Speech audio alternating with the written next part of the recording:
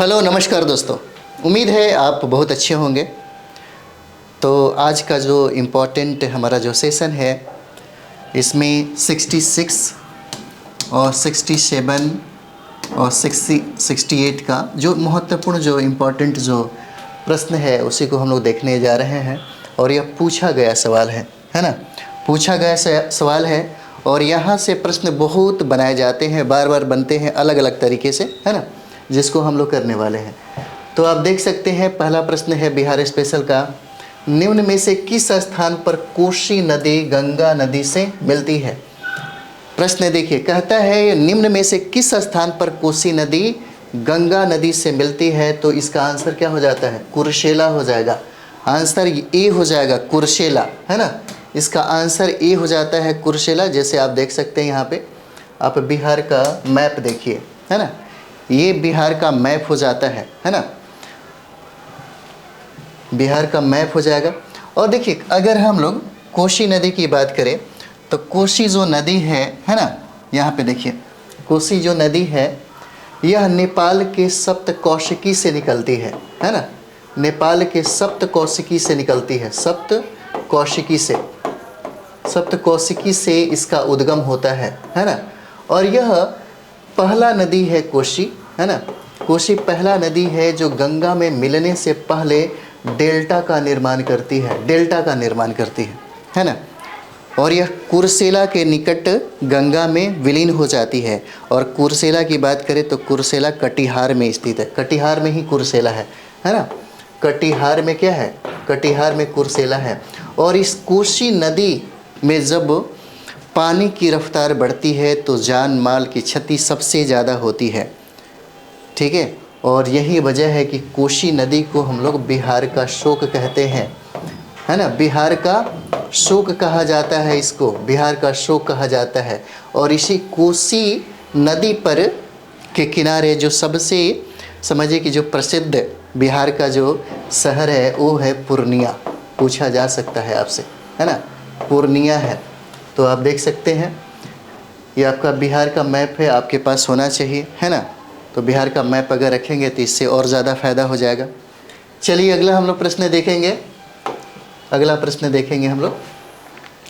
दूसरा देखिए, दूसरा प्रश्न कहता है कि विक्रमशिला गांगेय डॉल्फिन अभयारण्य बिहार के किस ज़िले में स्थित है ना। विक्रमशिला गांगेय डॉल्फिन अभयारण्य जो है बिहार के किस ज़िले में है। तो ये आपका भागलपुर हो जाएगा, भागलपुर हो जाता है, भागलपुर में स्थित है। हालांकि अगर भागलपुर की बात करें तो इसको पिंक सिटी भी कहा जाता है ना, पिंक सिटी भी कहा जाता है। यहाँ की एक आम बहुत ही फेमस है जिसको हम लोग जर्दालू आम कहते हैं। और यह जर्दालू आम को जीआई टैग प्राप्त है ना, जीआई टैग प्राप्त है, ठीक है। और भागलपुर में ही विक्रमशिला विश्वविद्यालय है, विक्रमशिला विश्वविद्यालय है जिसकी स्थापना धर्मपाल के द्वारा करवाया जाता है ना, धर्मपाल के द्वारा करवाया जाता है यही भागलपुर में, ठीक है, भागलपुर हो जाता है। और ये अगर बात करें हम लोग पटना की तो पटना में डॉल्फिन रिसर्च सेंटर हो जाता है ना। विक्रमशिला जो गांगेय डॉल्फिन अभयारण्य है यहाँ से सवाल पूछे जाते हैं, है ना। पूछा जा रहा है कि बिहार के किस ज़िले में स्थित है, तो आपके भागलपुर हो जाएगा, है ना, भागलपुर हो जाता है जहाँ पे हम लोगों ने ये देखा। चलिए आगे बढ़ते हैं, आगे हम लोग देखेंगे। और इसी का हम लोग डिस्कशन देखे थे, विक्रमशिला गांगेय डॉल्फिन अभयारण्य जो है। और एक बात आपको बता दें, यह बहुत बार सवाल पूछा गया है ना। गांगेय डॉल्फिन अभयारण्य जो है बिहार राज्य के किस ज़िले में है, तो भागलपुर में हो जाता है। जो डॉल्फिन रिसर्च सेंटर है वो पटना में होगा, है ना। चलिए आगे हम लोग बढ़ेंगे। अगला सवाल है हमारा, अगला सवाल है बिहार की भूमि निम्नलिखित में से किस नदी प्रणाली से अपवाहित है ना। तीसरा नंबर सवाल क्या हो जाएगा, बिहार की भूमि निम्नलिखित में से किस नदी से अपवाहित होती है। तो ये हो जाएगा आपको गंगा नदी हो जाएगा, है ना, गंगा नदी हो जाता है। इसका आंसर क्या हो जाएगा, बी हो जाएगा, गंगा नदी। जैसे हम लोग यहाँ पे देखेंगे, है ना, यहाँ पे पहले देखते हैं। जैसे अगर हम लोग बात करें तो ये अगर देखा जाए, है ना, तो ये बिहार हो जाएगा, है ना, बिहार हो जाता है। और यही गंगा नदी है जो बिहार को दो भागों में बांटती है। यही गंगा नदी है जो बिहार को दो भागों में बांटती है और इसका उद्गम जो है, उद्गम उत्तराखंड से ही है, उत्तराखंड से, है ना। इसका उद्गम जो है उत्तराखंड से इसका उद्गम होता है। और एक चीज़ और भी बता दें आपको, ये जो गंगा का जो रूप यहाँ देखते हैं ना, इसके पहले अगर हम लोग यहाँ पे देखेंगे तो अलकनंदा, है ना, अलकनंदा प्लस भागीरथी, अलकनंदा और भागीरथी का जो संगम है यहाँ देवप्रयाग में होता है, देवप्रयाग में। और यहीं से जो नदी जो आगे बढ़ती है उसको हम लोग गंगा कहते हैं, है ना। अलकनंदा और भागीरथी का जो संगम है देवप्रयाग में होता है और यहीं से जो नदी है यह गंगा बन करके आगे बढ़ती है। हालांकि अगर देखा जाए तो गंगा नदी की सबसे ज़्यादा, गंगा नदी की अगर कुल लंबाई की बात कर दे तो 2525 किलोमीटर होता है, 2525 किलोमीटर है ना, जिसकी लंबाई सर्वाधिक आपको उत्तर प्रदेश में मिलेगा। इसकी जो लंबाई है सर्वाधिक जो है, आगे देखेंगे हम लोग, है ना, इसका उत्तर प्रदेश में सर्वाधिक लंबाई है 1450 किलोमीटर, है ना। और बिहार में अगर लंबाई की बात करें, इसका बिहार में अगर लंबाई की बात करें तो यह 445 किलोमीटर हो जाता है ना। उसके बाद वेस्ट बंगाल में इसकी लंबाई जो है 520 किलोमीटर हो जाता है, 520 किलोमीटर हो जाता है, ठीक है। और यह जो नदी है पश्चिम बंगाल के बाद जब बांग्लादेश में प्रवेश करती है तो वहाँ पे पद्मा के नाम से जानी जाती है, वहाँ पे पद्मा के नाम से जानी जाती है। कहाँ पे? वेस्ट मतलब बांग्लादेश में, है ना, बांग्लादेश में इसका जो नाम है वो पद्मा के नाम से हो जाता है। थोड़ा सा और भी देखेंगे, अगर हम लोग इस गंगा नदी को देखें तो गंगा नदी का जो प्रवेश बिहार में होता है वो चौसा जो है उसी के बाद होता है, चौसा में ही यह प्रवेश करता है और ये बिहार में प्रवेश कर जाती है। अगर हम लोग यहाँ पे देखेंगे तो यह जो नदी है बिहार के दो ज़िले, है ना, बिहार के दो ज़िले हो जाएंगे, एक हो जाता है हमारा सारण और दूसरा हो जाता है भोजपुर, है ना। ये दोनों का सीमा बनाती है, यह सीमा बनाते हुए आगे बढ़ती है, ठीक है। मुझे लगता है कि इतना फैक्ट जो है इससे बहुत सारी चीज़ें समझ में आ गया होगा। चलिए आगे बढ़ते हैं हम लोग, आगे बढ़ेंगे हम लोग। इसमें इसका कुछ डिस्कशन है। बिहार की भूमि गंगा नदी प्रणाली से अपवाहित है ना, और गंगा नदी बिहार की भूमि को दो भागों में विभाजित करती है। जैसे दो भागों में विभाजित की अगर बात करें तो हम लोग देखते हैं यहाँ पे जो गंगा नदियाँ जो है ना, दो भागों में बिहार को तो बांटती है। तो गंगा में मिलने वाली बहुत सारी नदियाँ हैं, उत्तर से मिलने वाली नदियाँ, है ना, पूछा जाता है आपसे, और दक्षिण से मिलने वाली नदियाँ। सभी जो नदियाँ हैं, है ना, यह गंगा की सहायक नदियाँ होती हैं। और यहाँ पे देखेंगे यही गंगा जो है बिहार को दो भागों में बांटती है। तो उत्तरी बिहार में हमेशा बाढ़ का ही माहौल बना रहता है, बाढ़ की समस्या से ग्रसित है। और दक्षिण बिहार की बात करें तो दक्षिण बिहार में सूखा की समस्या सबसे ज़्यादा देखने को मिलता है ना। और ये जो नदी है बिहार को दो भागों में बांटती है। चलिए आगे हम लोग देखेंगे। कहता है कि बिहार की अन्य प्रमुख नदियाँ गंगा नदी में आकर मिल जाती है और यह नदी बिहार के मध्य भाग में पश्चिम से पूरब की ओर बहती है ना। यह पश्चिम ऐसे हो गया और ये पूरब की ओर ऐसे बहती है ना। चलिए आगे हम लोग देखेंगे। जैसे आप देख सकते हैं ये जो आप नदी देख रहे हैं गंगा, है ना, ये जो गंगा देख रहे हैं आप सीधे ऐसे जो जा रहा है ना। तो यहाँ पे देखेंगे जो गंगा में जो उत्तर से आने वाली जो नदियाँ हैं वो आपका हो जाएगा घाघरा, है ना, और ये गंडक हो जाता है। और ये जो नदी है यह कर्मनाशा नदी है जो दक्षिण से आकर के गंगा में मिलती है।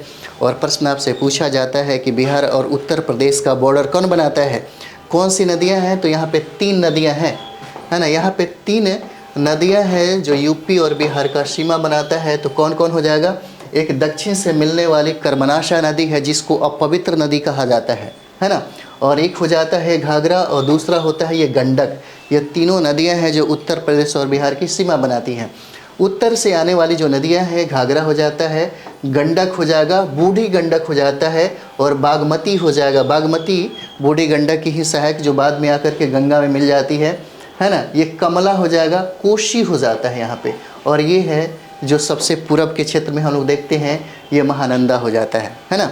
अगर इसको थोड़ा सा अच्छा से याद करिए, क्योंकि यह अपवाह तंत्र जो है, अपवाह तंत्र जो है बहुत इंपॉर्टेंट है, यहाँ से सवाल पूछे ही जाते हैं, हमने अलग से इसको करा रखा है ना।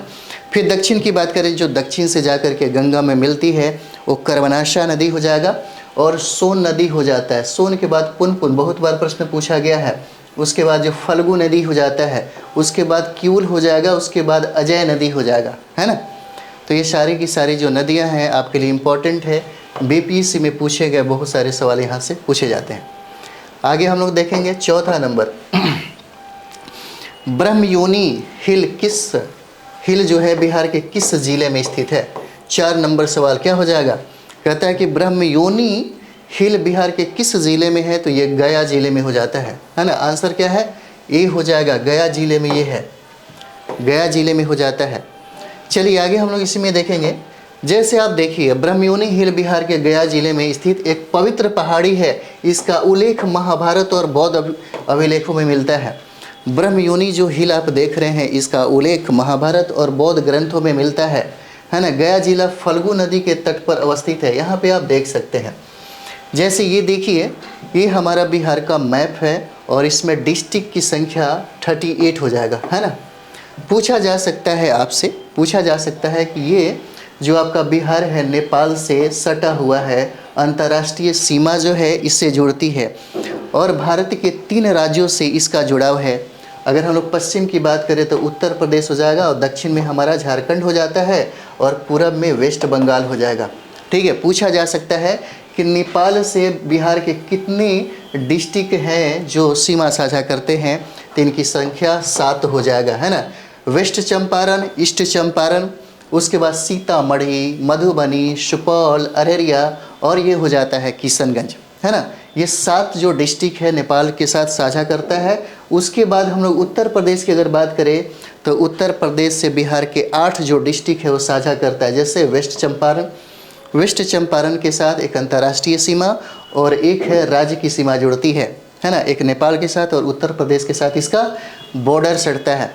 यहाँ पे जो डिस्ट्रिक्ट का जो संख्या है 8 हो जाता है। 8 डिस्ट्रिक्ट जो है बिहार का उत्तर प्रदेश के साथ सीमा साझा करती है। जैसे वेस्ट चंपारण, गोपालगंज, सिवान, सारण, है ना, भोजपुर, बक्सर और ये हो जाता है कैमूर और रोहतास हो जाएगा। अगर हम लोग देखें तो सबसे जो बड़ा डिस्ट्रिक्ट है ये हमारा पश्चिमी चंपारण हो जाएगा, है ना। और यहीं पे देखिए सोमेश्वर की श्रेणियाँ है, यहाँ पे सोमेश्वर की श्रेणियाँ है और यही पश्चिमी चंपारण जो आप देख रहे हैं, यहाँ पे एक राष्ट्रीय वन्य जीव अभयारण्य हो जाता है यहीं पे।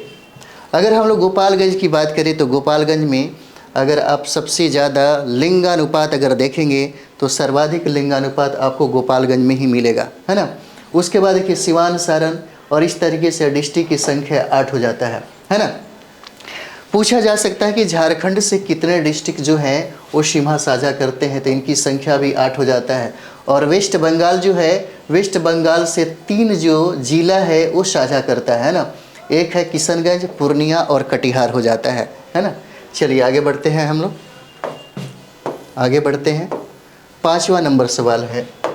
5 नंबर सवाल कहता है निम्न में से किस जिले में बिहार का एकमात्र राष्ट्रीय उद्यान स्थित है, तो आपका पश्चिमी चंपारण हो जाएगा, जिसके बारे में हम लोगों ने कहा। और पश्चिमी चंपारण की अगर बात करें तो हाल ही में आपको यहाँ पे एक जीआई टैग प्राप्त हुआ जिसको मिर्चा धान बोलते हैं, है ना। मिर्चा धान को यहाँ पे जीआई टैग प्राप्त हुआ है ना। चलिए आगे इसमें बढ़ेंगे। जैसे आप देख सकते हैं, अगर हम लोग वर्तमान में बिहार में एकमात्र राष्ट्रीय उद्यान की बात करें जिसको वाल्मीकि अभयारण्य के भी नाम से जानते हैं, यह पश्चिमी चंपारण में है। और पश्चिमी चंपारण देखिए ये हो जाता है, ये हमारे बिहार का सबसे बड़ा डिस्ट्रिक्ट हो जाता है, सबसे बड़ा डिस्ट्रिक्ट हो जाता है ना। और यहाँ पे सर्वाधिक गन्ना का खेती किया जाता था, गन्ना का, ठीक है। और ये जो है एक तरफ से नेपाल से सटा हुआ है और दूसरी तरफ उत्तर प्रदेश के साथ, है ना। चलिए आगे बढ़ते हैं हम लोग। अगला हम लोग देखेंगे 6ठा नंबर सवाल। 6ठा कहता है कि निम्नलिखित में से कौन सा वन्यजीव अभयारण्य, है ना, बिहार के मुंगेर जिले में स्थित है और सारा का सारा पूछा हुआ प्रश्न है। ऐसा नहीं कि हम ऐसे करा रहे हैं, सारा का सारा पूछा हुआ प्रश्न है, आपको एक बार मूल्यांकन करा रहे हैं ताकि आपको इसी तरीके से तैयारी करनी चाहिए थी। और एक बार देख लीजिए क्योंकि आपकी तैयारी तो ऑलरेडी हो गई होगी, है ना। तो निम्नलिखित में से कौन सा वन जीव अभयारण्य बिहार के मुंगेर जिले में है? तो ये आपका भीम बांध अभयारण्य हो जाता है। आंसर क्या हो जाएगा? सी हो जाएगा, भीम बांध अभयारण्य हो जाता है ना। और यह मुंगेर में स्थित है, मुंगेर में स्थित हो जाता है। जैसे हम लोग यहाँ पे देखेंगे भीम बांध वन्य जीव अभयारण्य की बात करें तो इसकी स्थापना 1976 में बिहार के मुंगेर जिले में हुआ था, जिसकी कुल जो क्षेत्रफल है ना 6,81,000 है ना 99 वर्ग किलोमीटर हो जाता है, 681.99 वर्ग किलोमीटर होता है। और दिए गए अन्य विकल्पों में वाल्मीकि वन्यजीव अभयारण्य जो है पश्चिमी चंपारण में है, और गौतम बुद्ध पक्षी अभयारण्य की बात करें तो गया जिला में हो जाएगा, और राजगीर वन्यजीव अभयारण्य जो है नालंदा जिला में हो जाता है ना। वन्यजीव अभयारण्य भी हम कराए हुए हैं, टोटल का टोटल बिहार का, वहाँ से भी आप चाहें तो पढ़ सकते हैं। निम्नलिखित में से कौन सा वन्यजीव अभयारण्य बिहार के मुंगेर जिले में स्थित है ना। और ये आपका क्या हो जाता है? भीम बांध अभयारण्य हो जाता है। यही सवाल है सेम टू सेम। चलिए आगे हम लोग बढ़ते हैं। यहाँ पे भीम बांध अभयारण्य जो हम लोगों ने देखा, ये दोबारा हो गया। अगला देखिएगा 9 नंबर सवाल है, कहता है कि बिहार की सीमा से लगने वाले भारत के राज्यों की संख्या बताइए, है ना। बिहार की सीमा से लगने वाले भारत के राज्यों की संख्या बताइए। तो राज्यों की संख्या कितना है? इसका आंसर क्या हो जाएगा? ए हो जाएगा, है ना। 3 राज्य हो जाता है। जैसे अगर हम लोग यहाँ पे देखेंगे, है ना, तो यहाँ पे अगर देख लेते हैं हम लोग तो ये क्या हो जाएगा? ये तो इसके उत्तर में जाएंगे तो नेपाल हो जाएगा जो अंतर्राष्ट्रीय सीमा बनाता है। 3 राज्यों की बात करता है तो इसके पश्चिम में उत्तर प्रदेश हो जाएगा, और दक्षिण में देखिए झारखंड हो जाता है, और यहाँ पे पूरब में पश्चिम बंगाल हो जाता है ना, पश्चिम बंगाल हो जाता है। ठीक है। अगर हम लोग बिहार की बात करें तो बिहार जनघनत्व में जो है, जनघनत्व में यह पहला स्थान प्राप्त करता है, प्रथम स्थान प्राप्त करता है। एजुकेशन रेशियो की बात करें तो शिक्षा के क्षेत्र में यह भारत का सबसे पिछड़ा हुआ राज्य है ना, सबसे पिछड़ा हुआ राज्य है। ठीक है। तो चलिए आगे देखते हैं। और जनसंख्या के हिसाब से अगर देखा जाए तो भारत का यह तीसरा राज्य हो जाता है। बिहार जो है यह तीसरा राज्य है पूछा जाता है। पहला आपका यूपी हो जाएगा और दूसरा आपका महाराष्ट्र हो जाता है ना। चलिए आगे बढ़ते हैं हम लोग। अगला हमारा अंतिम सवाल हो जाएगा, विभाजन के पश्चात बिहार की सीमा स्पर्श करने वाले भारतीय राज्य उत्तर प्रदेश, पश्चिम बंगाल। जैसे यहाँ पे आप देख ही लीजिए ना, एक बार फिर से देख लीजिए, है ना। ठीक, ये बिहार का मैप हो जाता है। आपके पास बिहार का मैप होना चाहिए ताकि चीज़ों को अच्छा से किया जा सके। ये है ना, इसके पश्चिम में देखेंगे तो ये आपका उत्तर प्रदेश हो जाएगा। इसके दक्षिण में आप देखेंगे, बिहार के दक्षिण में, तो ये आपका झारखंड हो जाता है ना, झारखंड हो जाएगा। और इसके पूरब में हम लोग देखेंगे यहाँ से जो 3 जिला जो है वेस्ट बंगाल के साथ यानी कि पश्चिम बंगाल के साथ साझा करती है ना। तो 3 जो राज्य है ना, 3 राज्यों के साथ बिहार का सीमा साझा होता है। और एक जो हम देख रहे हैं अंतर्राष्ट्रीय यानी कि नेपाल जो है, नेपाल के साथ भी इसका सीमा साझा होता है ना। चलिए आगे हम लोग देखते हैं। ये हम लोगों ने 9 नंबर सवाल किया। 10वां सवाल हम लोग देखेंगे यहाँ पे। 10 देखिए, है ना। 10 कहता है यहाँ पर कि निम्नलिखित नदियों में कौन बिहार में गंगा से मिलती है। कहता है कि कौन बिहार में गंगा से मिलती है। तो हम लोगों ने देखा था, है ना, गंडक हो जाएगा, सोन हो जाएगा, घाघरा हो जाएगा और पुनपुन हो जाएगा। इस तरीके से हम लोग देखें तो चारों का जो चारों ऑप्शन है सही हो जाता है ना। आंसर क्या हो जाएगा? ए हो जाता है। इस तरीके से यह सेशन जो है यहीं पे हमारा समाप्त होता है। जो इम्पोर्टेंट था हमने कराया, है ना। और यहाँ से बार बार इधर से उलट के इधर से पलट करके सवाल पूछा गया है ना। इसलिए अफवाह तंत्र एक बार ज़रूर आप देख करके जाइएगा क्योंकि बहुत इम्पोर्टेंट है ना। और हमने खुद कराया है इसको बहुत अच्छे तरीके से। आप चाहें तो वहाँ भी पढ़ सकते हैं। बिहार का, भारत का बहुत सारा चीज़ें हैं हमने खुद कराया है ताकि आपके एग्ज़ाम के लिए बहुत ही ज़्यादा कारगर साबित हो। तो चलिए हम लोग अगले वीडियो में अगले जो भी पूछा गया सवाल है कोशिश करते एक बार मूल्यांकन करा दे, है ना। इससे आपको ज़्यादा फ़ायदा होगा, क्योंकि प्रश्न कहाँ से बनते हैं वो आपका टेक्निक जो है ये पता खुद चल जाएगा, है ना। तो चलिए हम लोग अगले वीडियो में मिलते हैं। थैंक यू वेरी मच आप सभी लोगों को।